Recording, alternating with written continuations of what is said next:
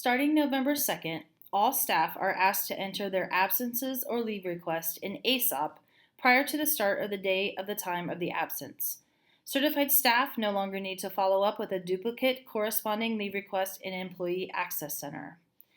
To get to AESOP, you are going to either access it through the secondary eSchool or the elementary eSchool page. You can also access it through the Hilliard City Schools website. You are going to find the Staff tab and click on the Staff tab.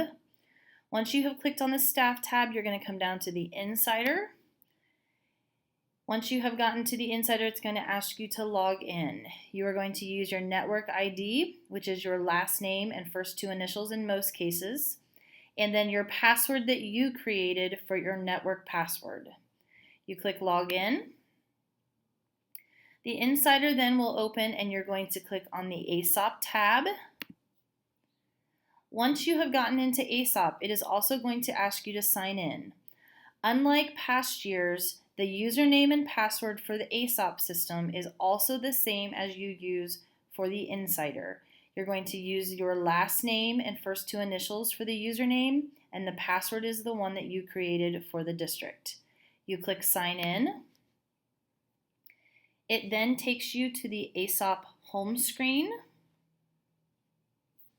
If there are messages, they will show up. Once you read those, you can dismiss those. And then you're going to see your calendar to schedule your absence. You can choose your date based on the calendars at the top. If you go to the bottom, this is where you're going to create your absence. You can change the calendar to a future month. If I need to be out on November 10th, I would choose November 10th. It then shows me the date I have selected right here. I'm going to come over to the right then, and I'm going to say, yes, I need a substitute, or no, I do not. The absence reason, I can select from my drop-down menu. I then go to the time that I need to have my absence, whether that be a full day or a half day AM or half day PM. I add notes to administrator or notes to substitute if I would like to. And when I'm finished and I have everything in that I need, I click on Create Absence. It will then populate a confirmation number for me. Once I have done that, I will now look under the Scheduled Absences tab, and that absence is appearing right here, and it tells me what I put in my absence for.